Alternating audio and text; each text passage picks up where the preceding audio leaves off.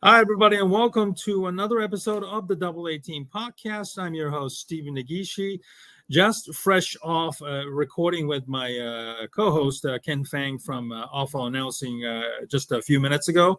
And now I am joined by my weekly conversations with Rishab Skiri, the Bears YouTuber, with thoughts on the 2024 NFL Draft and the Bears draft picks.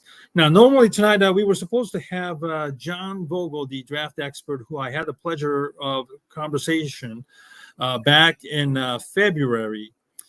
John, unfortunately, was not able to attend tonight because he is living in the southeast where a tornado warning and a watch is in effect. So we wish John and his family nothing but safety, and John has promised us, thankfully, to reschedule the conversation, whether it's next week or the week after, as we get more and more closer to the draft. And Rishab, thank you very much as always for joining me tonight. I know we did one last week with Lester Wiltfong, Herb Lawrence, and Alexis Jade, and had a real great conversations. Had a real nice engagements. People watching and everything. And listen, let's get right to it, shall we? I'm going to start off with something a little bit different tonight about Caleb Williams. We know Caleb Williams is going to be the number one overall pick at this point, 99%. There's no more discussions about whether Williams wants to play for Chicago or he's going to force his way into his hometown of Washington, D.C., which is picking second. And I think those questions are basically put to rest ever since the trade of Justin Fields last month. So unfortunately, Caleb has taken a lot of shit on social media, for the lack of better terms. I know. I was listening to ESPN 1000 discussing about it earlier today, and obviously talking about his nail painting, and last week when he was attending USC's women's tournament game, vibing to, I believe, Earth, Wind, and Fire, and while flashing his so-called pink phone. I got to tell you, man, and I had this conversation with Ken toward the end of our show, and, people just really need to shut the hell up about, Caleb Williams and whatever the things he does off the field. And Rishab, I'm going to give the floor to you. How do you really feel about all this stuff that Caleb Williams has had to endure and has had to go through recently, and even dating back to maybe last year when he was seen crying in the stands with his family and all that stuff? Yeah, I feel bad for him. I mean, it seems like everything this man does is, hyper analyzed by the media, by fans, and obviously a lot of it is, I feel like, just like homophobic views in society. Where I don't think Caleb is even, obviously he has a girlfriend, I think, right? So it doesn't matter if he did or not, but a lot of people, I guess, don't like those types of activities. Painting their fingernails, Exactly. like that, like the pink phone thing, which that's so stupid. I mean, even I have like pink shirts, right? Like I don't think that's not a big deal. Right. I've had pink shirts too, like a one with a collar. Yeah. I mean, it's like not back like a super pinkish, but like a light pink stuff. Yeah. I remember like back in fourth grade, a lot of people wore those like real men wear pink shirts or whatever. Like that used to be like popular back in middle school, high school. But yeah, it's just stupid how people, they want to make a big deal out of nothing. A lot of it is because Caleb Williams is a very flashy personality. He likes to talk trash. He likes to, boast about himself, which he's gonna have to back that up, obviously. But that's the reason why people like to hate on him a little bit extra, because he's not some quiet guy like Justin Fields or like Mitch Trubisky, who's gonna be, just like saying the stuff that the media wants to hear. He's gonna be saying what comes to his mind, like what he actually thinks. And a lot of people don't like that. A lot of people don't like player like that having that type of power and that type of personality. But I've seen like the majority of the people hating on Caleb, like they're not good people, right? So I'm not mad at these people, not being Caleb fans because Sure. we see them in the Bears fan base anyways. I mean, they're not. I don't think they're true Bears fans if they're hating on Caleb Williams like this. Oh yeah, absolutely. I'm going to play a clip of our good friend Greg Braggs from CHGO talking about this whole thing. Take a listen. Is unapologetically charismatic. Last night he's at the USC women's basketball game and he's doing a little dance with his pink phone. And for people that like Mad Mike that are like his attitude he's gonna drive those people insane. I think once he starts winning games, everyone will come around to it. They also clapping back at somebody on Twitter. He's going at somebody from Barstool today. Caleb Williams is on Twitter about it. So he's unapologetic. And I like that about Caleb, but there's going to be people that don't like Caleb. Oh, no doubt. Like until he starts winning games that are going to, that stuff is going to drive him insane. Yep. And again, winning cures everything. As callous as it is. And, I was listening to ESPN Chicago earlier today, Waddle and Sylvie, obviously bringing this up and how it's non-factor or it's not even a non-starter in terms of conversations. Like, who cares? Obviously is the message. They brought up about Dennis Rodman. We all remember what Dennis Rodman's time was here in Chicago with, him wearing dresses and promoting his books and stuff like that. It's easy. It's funny how people tend to forget what it was like with Dennis Rodman. Certainly, people growing up, you and I were when we were young back in the day, and we all remember what Dennis Rodman was, both on and off the field, off the court, I should say. Excuse me. And it's funny how people, once they grow up, they tend to forget about those things, and they become kind of start to show who they are because of their religious or political beliefs, unfortunately. And it's unfortunate, but this is certainly that something that Caleb will likely have to deal with it until, like they were discussing on all the CHGO clip there, once they start winning games. And certainly it's a tall task, but I do feel great about, Rishab, that Caleb is, handling this maturely and with a candid way. And that certainly I think it goes a long way towards dispelling any sort of, you mentioned earlier, homophobic stuff, and that, he doesn't give a fuck. You said it best. You said it best. He doesn't give a fuck. I mean, that's the best thing I like about him, that compared to the other quarterbacks, especially like a Trubisky who had to turn the TVs off, in Hallis Hall.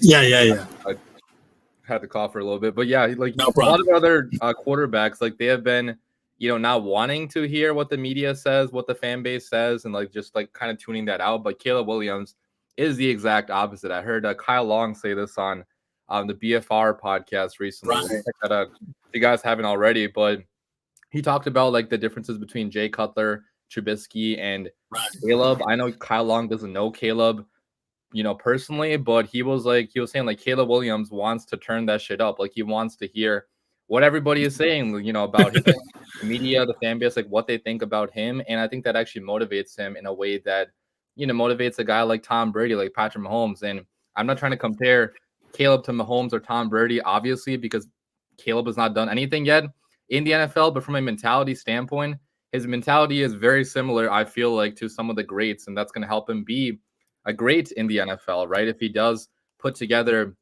the on-the-field product, if he can work at it, if he can, be smart, be a smarter football player than he was, in college football even. So I really love Caleb Williams' personality. It's so different, and I feel like in a city like Chicago, especially, where we are a big city. Okay, we aren't always like known for being the most flashy city, but yeah, a lot of Bears fans are gonna like fall in love with his personality if we do start winning games with Caleb Williams. Oh yeah, there's no question. He's going to own the city once he starts winning. And again, we've had this long conversations even last week and even well before, that the Bears have put a very good team on paper. at least just on paper right now, that a rookie quarterback like Caleb Williams definitely has a chance to succeed in his very first year. And I can't stress this enough, that the teams drafted in the first overall who have chosen quarterbacks historically, Vinny Testaverde, even Terry Bradshaw, Troy Aikman, Peyton Manning, David Carr, Sam Bradford, and recently Bryce Young, and then Trevor Lawrence's of the world. They've all, failed miserably in their first year because the team coming off a very, very bad year, and they didn't have anybody that was able to, block or catch passes, or even a defense just continuously giving up, points after points and can't stop anybody. So it was just a bad mix. This Bears team is completely different. And I can't stress this enough. We've, as a conversation starter, when Justin Fields was moved, it just kind of put an end to the tumultuous offseason that we've had, on social media, fueled by the media members, both locally and nationally, just kind of trying to stoke fire and then just trying to piss on the Bears fans because we don't have a decent quarterback outside of Jay Cutler and perhaps also Jim McMahon, and even going back to the 30s and 40s with Sid Luckman, because we always see his name pop up on the Bears lore of great quarterbacks. And Caleb Williams is the one that will likely be drafted number 1, and the fans really need to come to their senses and embrace it. And I will also add, I did add about Dennis Rodman when he was with the Chicago Bulls, and it's funny, people who are genuinely upset are probably the same people who remember Dennis Rodman growing up back in the day, whether you're a Bulls fan or not. And if you look at it, historically, like the hair metal bands in the 80s, crazy hair, long fingernails and stuff like that, they probably listen to those music back in the day themselves. So now all of a sudden, why the hell are you so butthurt? I hate to use this term, but why are you so up in arms about a talented African-American quarterback like Caleb Williams just basically embracing for who they are? And then there was also, I think, an NIL deal recently with a Duke basketball player about the fingernails painting their nail blue as well. And where's the uproar in that kind of sense? So, yeah, I hope that the fans who are moved on from Fields versus Williams stuff shouldn't start a crazy debate on the fingernails and none of that nonsense, because I'm so tired of this. I want the draft to come. They can't come soon enough so that we can all move on from this, discussion. All right. So, Rishab, certainly a lot of people's minds are on the 9th pick overall, since we know Caleb Williams is going number 1.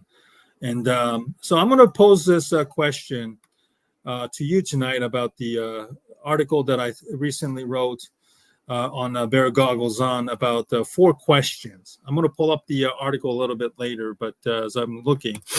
So now that the 9th pick is pretty much is the only thing that's on the mind of fans right now, Rishab. I know we've had this discussion with our previous guests in the past, but where do you stand on this 9th pick right now? Do you, A, want to keep it and stay put, or B, do you think that the Bears still should trade down and get more picks? And, how far are you willing to trade down?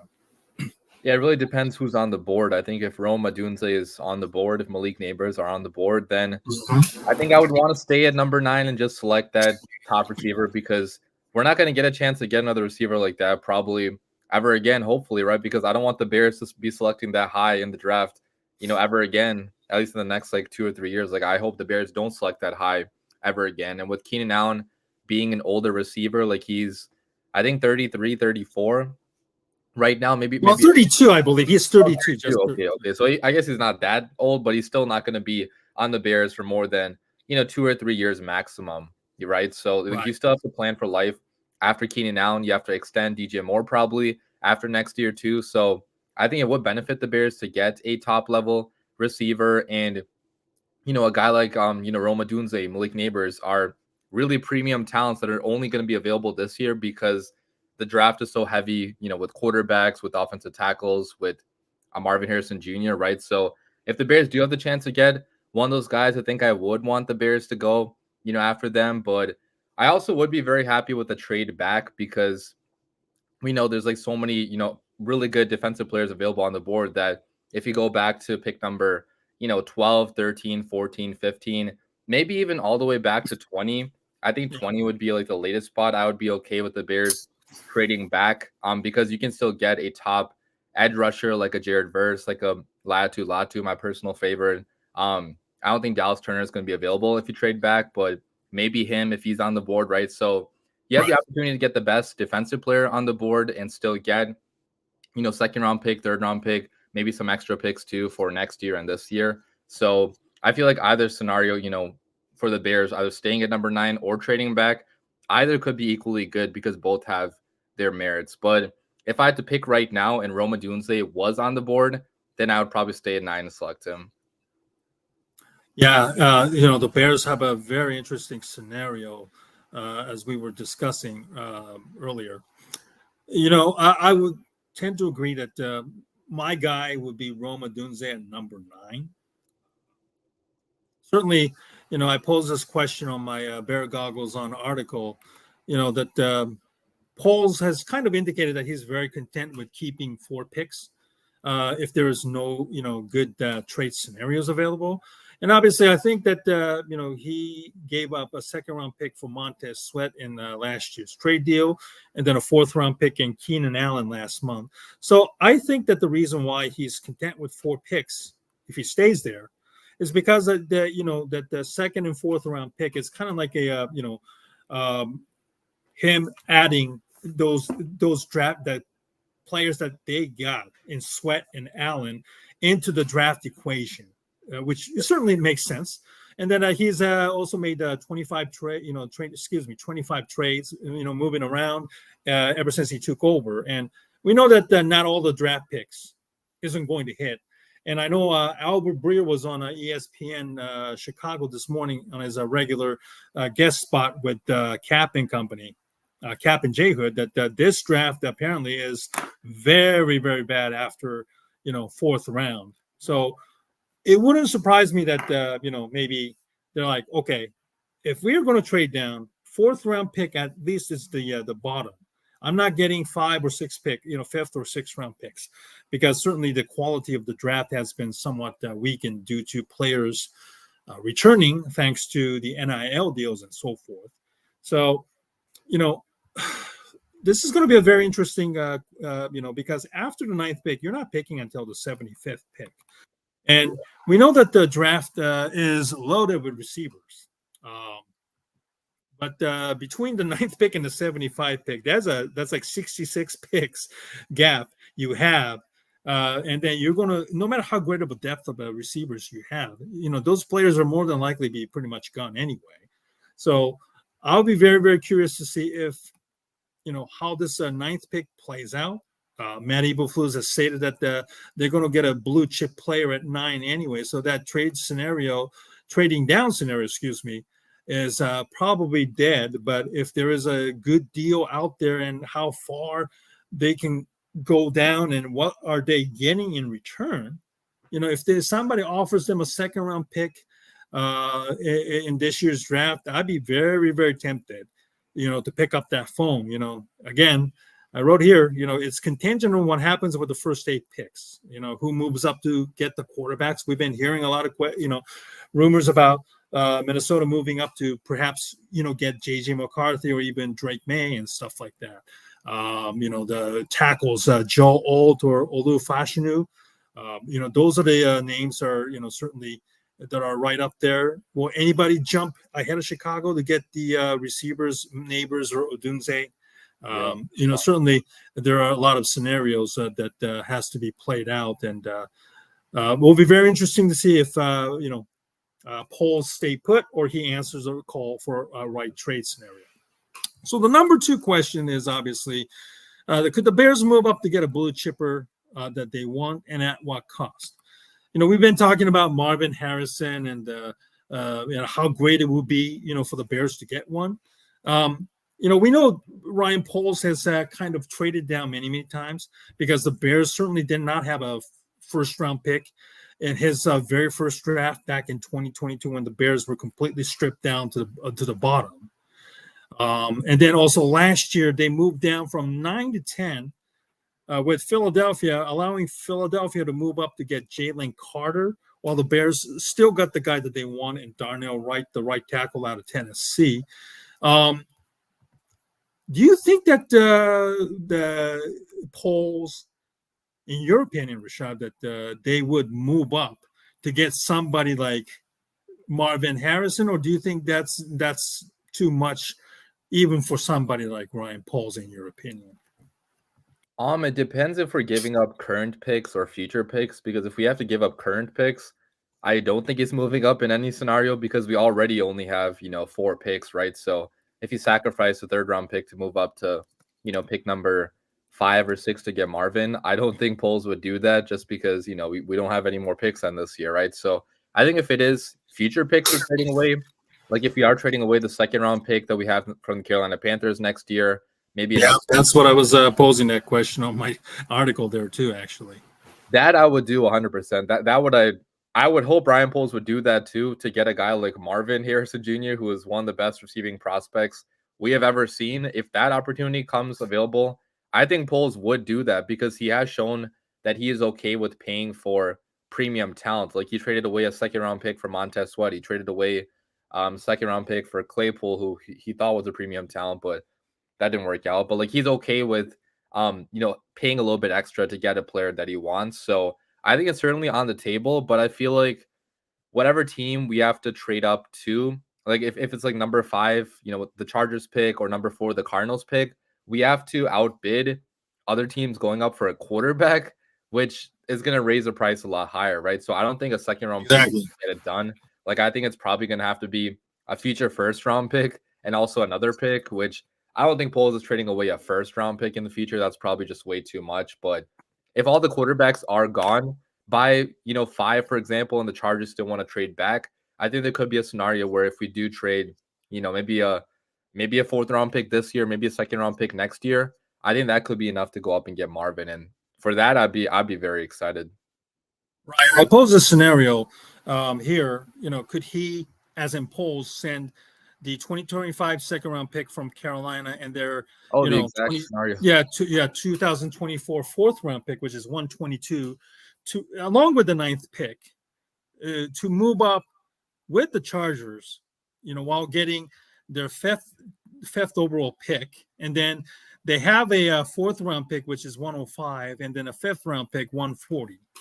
I went to the I forgot the overthecap.com website and did the Spielberger trade analysis. By the way, shout out to Brad Spielberger. He's leaving PFF today and move on to sports agency to put his knowledge into good use. And we had him late last year, if you remember, Rishab. And I want to give Brad Spielberger a shout out for giving a no name like me and an opportunity to come on and then have a great conversations about the Bears. And you were also there that night as well. And so I'm sorry for veering off, but congratulations, and hope to have Brad again at a different time, well, perhaps when the draft is over.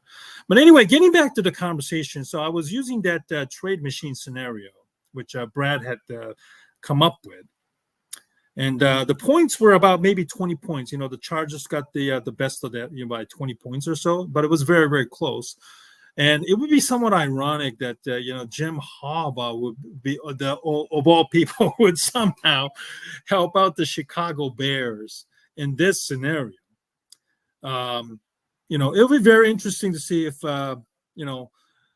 how Poles sees Marvin Harrison, because certainly as talented as he is, Marvin has been somewhat, beating, the tune to his own drum for not, working out at the combine and also the pro day recently last month. And I know, Rishab, but we've seen some crazy things happen in the past with the NFL draft. Aaron Rodgers dropping all the way into the late 20s, stuff like that. Justin Fields dropping all the way to the 11th for the Chicago Bears to move up. I know NFLs hopefully don't hold those things against him, which would cause his stock to drop, which is great if somehow Marvin goes all the way down for us to take at 9. Which would be an amazing scenario. And speaking of Marvin, Mike Tannenbaum, the infamous GM with the Dolphins and the Jets. I'm sure you probably saw the article. Yep. He had Marvin Harrison Jr. going at 9 for some reason. Yeah, it was crazy because what happened was he had Arizona moving out of the 4th spot. Oh, I'm so sorry. Arizona at number 4 picking J.J. McCarthy, and then them trading away Kyler Murray to the Minnesota Vikings for their 11th. I didn't see that part. That's crazy. Oh my God! I'm going to share this one right now because it is just crazy to think that he certainly got the clicks he was looking for on that. Well, yeah, absolutely, because it's crazy to think that obviously this is a hypothetical stuff. Certainly. So here it is. So this is where he had the Vikings addressing their issue. Yeah. Again, it's mock draft. Yeah. Okay. Yeah. Take it for what you will. Just take it with a grain of salt. But it's certainly a fun scenario being played out there.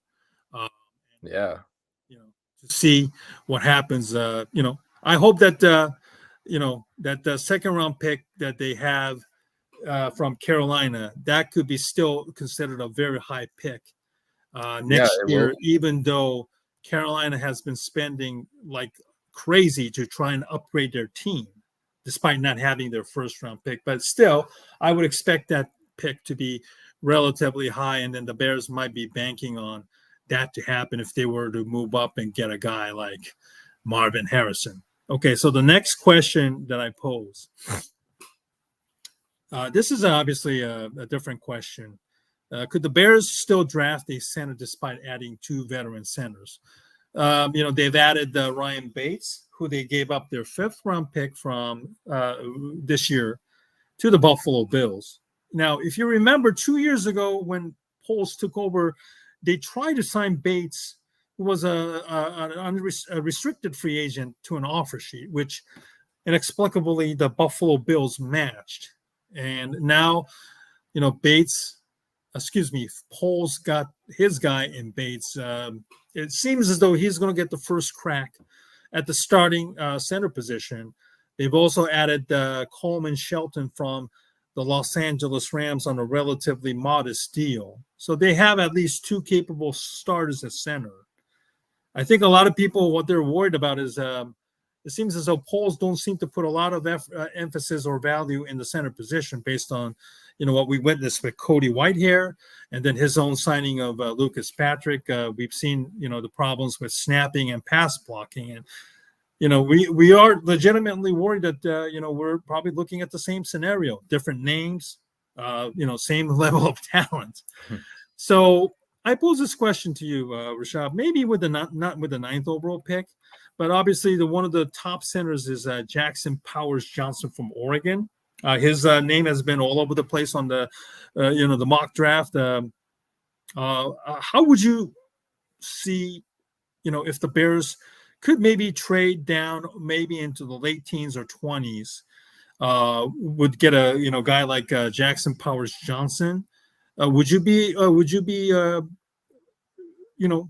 support that move, or do you don't like the idea of a rookie quarterback and rookie centers playing with each other? I think I'd be okay with it. I don't know about, because if we trade back, obviously I'd be excited for it, but I just feel like in terms of positional value, I'd still rather get an edge rusher or a receiver in the first round rather than a center, because I feel like center is a spot where you can get them usually in round 2, round 3, round 4 pretty consistently, and you can get ones late. So I'm not sure about, trading back and like having our pick be Jackson Powers Johnson, but I'd be happy for it, right? Because I think he is the best center available in this draft. He can play all three spots on the interior offensive line, and he would give Caleb Williams a fantastic center. But again, the thing, like you mentioned, is that how ready is he going to be right away? Because rookie centers usually don't do the best. Even last year, like what was that guy's name? John Michael Schmitz. Like all of us Bears Yeah. were very excited about potentially getting him. He had one of the worst rookie seasons, one of the worst center seasons out of all the centers available last year, right? So exactly, he was a local kid too. Yeah, so it's like not a guarantee that a very good center prospect is going to be very good right away, but I'd still be like okay with it, right? Because you're still adding, a high value player to your offensive line at a position that could be very important for the long term. So, but I mean, besides the first round pick, like a Jackson Powers Johnson, I would be more wanting to maybe select a Zach Frazier in round 2. If we trade back, get a round 2 pick, we could do that. We could get guy from Georgia. I'm forgetting his Cedric Van Pran, Cedric Van Pran, Bo Limmer from Arkansas. Yeah, Limmer. Hunter Like there's a lot of yeah. Then Wisconsin's Tanner Bortolini. That's another popular name that's been moving up too as well. So yeah, you have all of them listed right there. Like any of those options, I feel like would be a good developmental option because you can place them behind Ryan Bates or Coleman Shelton and have them develop on the bench, and they're not going to be under pressure to start right away because they're 4th or 5th round picks. So. Exactly, and Bates is somewhat of a modest contract that is through 2025, and Shelton, as I mentioned, only signed a 1-year deal, so it's probably a smart move to consider drafting, like you said, a guy like Zach Frazier. I know he's got the injury problems that he had to deal with, so hopefully he's 100% healthy and ready to go. If the Bears were able to get like a 2nd or 3rd round pick to draft him. But at the same time, if the Bears don't draft a center, maybe they could get somebody like an undrafted free agent and then have him sit in a practice squad and let him learn as well. So, I think it would be a smart idea to maybe entertain adding a center because of the contract status of Shelton and also Ryan Bates. And the other question, this is a final one, number 4 question, and I know you probably have thought about this too, Rishab. Is Braxton Jones still considered their left tackle of the future? Because I know we've been hearing some stories about the Bears looking at drafting maybe a tackle. And there was an article recently on Ryan Poles splitting up the team and discussing about the 9th pick. The team that is going to make case for receiver.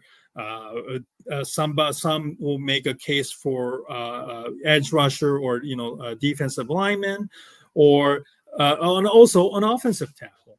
So I think I understand the thought process because we know that the Bears have kind of I don't want to say neglected the left tackle position. I think it's more of a byproduct. When they drafted people like Jamarcus Webb and Charles Leno very, very late in the draft, and despite their efforts, they never really became a solid left tackle. And Braxton Jones, like Webb and Charles Leno, were drafted very, very late in the draft, and if you want Caleb Williams to stay upright and be healthy, you got to have a all-pro caliber left tackle. If you want to, end the curse at the quarterback position, you definitely want to make sure that you have a outstanding left tackle. Along with the quarterbacks, 2 positions that the Chicago Bears have had a massive problems in the last 20, 30 years. So do you see the Bears maybe getting Joe Alt at 9 if they're lucky, or maybe Olu Fashanu, who played together with Caleb at Gonzaga High School in Washington, D.C.? How do you see that scenario playing out? Yeah, it's a good question because like you mentioned, I think it could go really either way. Like I'm not sure what their grade is on Olu Fashanu and Joe Alt. I feel like with Joe Alt, they probably have a pretty high grade on him because he is super athletic, If you look at his PFF, pass blocking grades, they were among the highest in all of college football. Like, he's a really good left tackle prospect, and he would also give you 2 extra years of rookie contract control. Well, actually 3, because he has a 50-year option too, unlike Braxton Jones. So you'd have 3 extra years of control on, Joe Alt, who could be a better left tackle than Braxton Jones is. So I think Joe Alt, if he's available at 9, they are going to select him. But if Olu Fashanu is available, I'm not totally sure, because he's not the same caliber of prospect as a Joe Alt. And I still think they like Braxton Jones. Like, I think that if they did not have a pick this high, they definitely would be just not even thinking about upgrading left tackle, because you don't get good left tackles besides like the top 10 picks usually. I mean, I know Braxton Jones was a 5th round pick. David Bakhtiari was like a 3rd round or 4th round pick. So you can get some good ones late too, but the best ones are like top 10, top 15 picks, which is why they're thinking about this. But ultimately, like, my actual prediction is going to be that if the Bears don't have Joe Alt on the board, they're not going to draft a left tackle, and they are going to go with Braxton Jones, because Braxton Jones is, at least an average left tackle, which it's very hard to get average left tackles in this league. And it's getting better and better. He fits the scheme pretty well too. So I'd be happy with Braxton Jones, but if they do want to go after Joe Alt, maybe Olu Fashanu, like, I think I'd be okay with that too. Right. Well, I posed this question on my article there. Joe Alt or Olu Fashanu at number 9. And then there's the another one that's been climbing up the board this year. Talieisi Fuaga from Oregon State. I think a lot of people think that he's more of a right tackle because of the footwork. J.C. Latham, Alabama. He was also a right tackle at Alabama. Amarius Mims, a really big guy, somewhat raw, from Georgia. I also put the name of Troy Fanuatu. I believe I'm pronouncing it correctly. From Fautanu, Troy Fautanu, who was another great player coming out of the University of Washington there, who could be also drafted in the 1st round. Probably maybe not as high as Alt or Fashanu in terms of raw ability, but still nonetheless a very good player. If the offensive line is if Poles sees as the second most important issue for the Chicago Bears to take care of, I don't think nobody would be surprised one bit, because Ryan Poles himself was an offensive lineman back when he was playing for Boston College, along with former Falcons quarterback Matt Ryan. So he knows the importance of the offensive line, having drafted Darnell Wright last year already. It'll be very interesting to see what he does. Does he draft a pure left tackle, or does he draft a right tackle like Fuaga or Latham? Maybe, Fuaga's a top 10 pick without a doubt, but does he trade down into the 15s or 20s, between 15 and 20, I should say, get a 2nd round pick or maybe a 3rd round pick in return, and still ended up drafting a guy like Latham or, Fautanu? Latham is a right tackle. So would you move Darnell Wright to left tackle after, playing him at the right tackle all year long? The possibility that Poles viewing that the left tackle has to be filled could be higher on the list than many people give credit to. So this is going to be a very, very interesting scenario for, Ryan Poles to what to do at number 9, Rishab.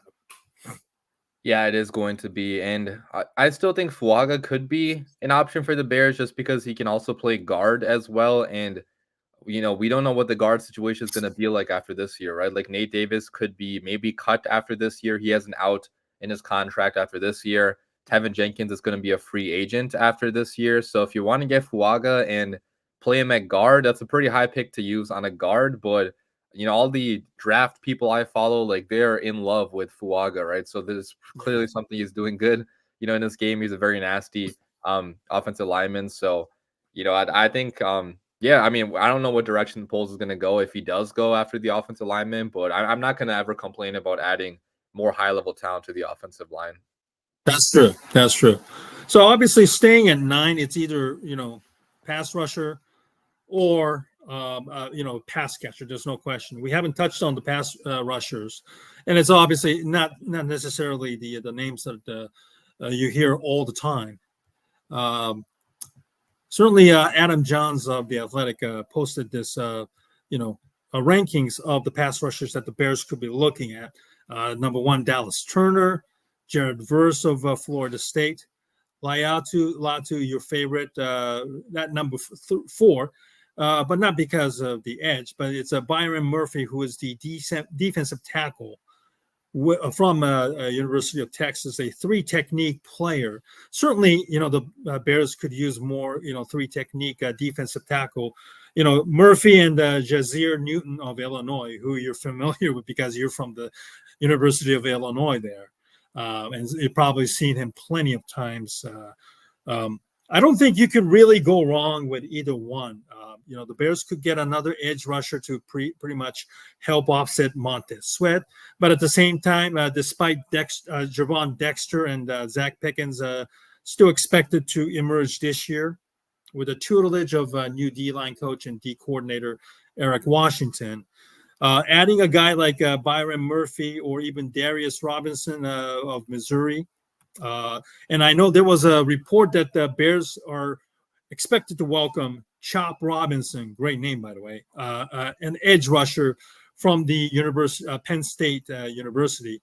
I got to tell you, it's going to be very interesting what the Bears do with the 9th pick. I kind of see that Bears, having already added Keenan Allen, was somewhat of a taking care of business at the other wide receiver spot, and then drafting another edge rusher at the 9th pick would certainly alleviate the anxiety that the Eberflus might have, because they still need more pass rushers. But of all this list, that was posted by Adam Johns here. Do you like the ranking as it is, or do you feel like there might be missing out on somebody else in this defensive and defensive tackle rankings here, Rishab? I'd put Latu a little bit higher. I put him maybe at number 1, honestly. Like I like Dallas Turner. Like, he has high physical tools, but he did not produce nearly as much as Latu did last year. Like, I think that Latu is the safest pick. Maybe I shouldn't say safest, because he has his neck has to really clear up.